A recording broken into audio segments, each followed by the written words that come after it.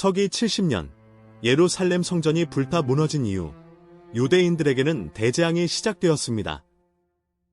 로마 제국의 무자비한 군대는 유대 지역 전체를 휩쓸었고 생존을 위한 모든 희망은 사라진 듯 보였습니다. 그러나 이 절망적인 상황 속에서 수많은 유대인들은 로마군의 눈을 피해 땅속 깊은 곳으로 숨어드는 극단적인 선택을 감행했습니다. 오늘날 이스라엘의 유대 사막지대와 셰펠라 지역에서 최근 대중에게 처음으로 공개된 이 지하 은신처와 비밀 통로들은 2000년 전 그들이 겪었던 처절한 생존 투쟁의 증거를 고스란히 담고 있습니다. 우리는 이 충격적인 지하 미로를 따라가며 고대 유대인들이 어떻게 생존을 위해 문명을 지하 깊은 곳으로 옮겨 놓았는지 그 놀라운 비밀을 파헤쳐 보겠습니다. 로마의 폭정은 단순히 세금을 징수하거나 질서를 유지하는 수준을 넘어섰습니다. 그들은 유대 민족의 종교적 정체성 자체를 말살하려 했고 모든 저항은 잔인하게 진압되었습니다. 특히 제1차 유대로마 전쟁 이후 로마군의 감시와 보복이 극에 달하자 지상에서의 삶은 더 이상 불가능해졌습니다. 이에 유대인들은 이미 존재했던 저장고나 물탱크 혹은 무덤을 은신처로 개조하기 시작했으며 시간이 지나면서 이는 단순한 동굴을 넘어 정교하게 설계된 지하 생활시설로 발전하게 되었습니다. 이 지하 통로들은 단순한 도피처가 아니라 로마군이 예상치 못한 방향으로 이동하고 숨어 지낼 수 있도록 치밀하게 설계된 생존의 요새였던 것입니다. 이 지하 은신처 시스템의 핵심은 통로의 복잡성입니다. 로마군이 만약 입구를 발견한다 하더라도 이 내부 미로를 탐색하는 것은 거의 불가능에 가까웠습니다. 통로들은 성인 남성 한 명이 겨우 기어 들어갈 수 있을 정도로 좁고 낮게 설계되어 있어 로마 군인들이 갑옷을 입고 창을 든 채 진입하는 것을 원천적으로 차단했습니다. 또한 이 통로들은 여러 층으로 이루어져 있으며 때로는 막다른 길이나 함정으로 연결되어 있어 침입자를 혼란에 빠뜨렸습니다. 고고학자들은 이 통로들이 기존 가옥의 지하 구조물과 연결되어 있으며 마치 거대한 개미굴처럼 마을 전체의 지하를 연결하는 치밀한 네트워크를 형성하고 있었다는 사실에 놀라움을 금치 못하고 있습니다.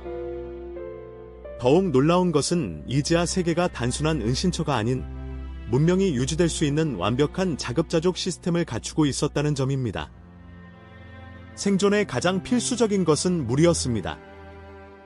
유대인들은 지하 깊은 곳에 빗물을 모으는 정교한 집수시설과 저수조를 구축했으며 이 물은 수개월간 수십 명이 생활하는 데 충분했습니다. 또한 신선한 공기를 공급하기 위한 환기 통로도 지상에서 눈에 띄지 않도록 교묘하게 숨겨져 있었습니다. 심지어 이들은 지하에서 올리브 오일을 짜거나 곡물을 보관하는 저장 공간, 그리고 종교 의식을 위한 미크베, 정화 목욕탕까지 만들어냈습니다.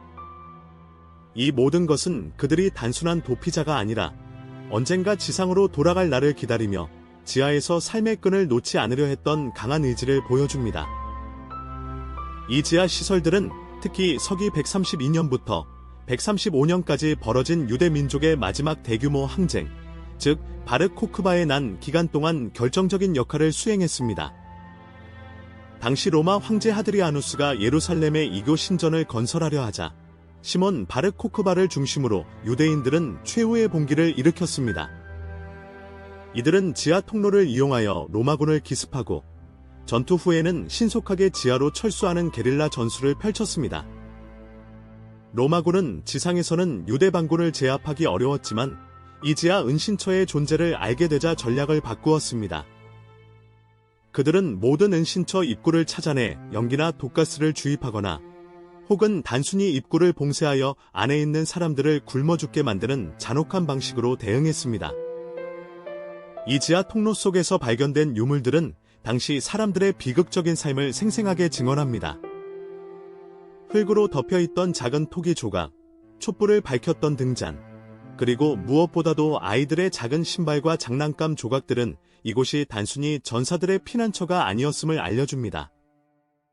수많은 가족들이 이 어둡고 습한 공간에서 숨을 죽인 채 수개월을 버텨야 했습니다. 일부 은신처에서는 로마군이 진입하기 직전에 급히 숨겨놓은 귀중품과 문서들이 발견되었는데 특히 바르코크바 시대의 편지들은 그들이 겪었던 공포와 희망, 그리고 지도자 바르코크바에 대한 충성심을 보여주며 역사적 가치를 더합니다. 이 유물들은 2000년의 시간을 넘어 우리에게 그들의 절박했던 목소리를 전달하고 있습니다.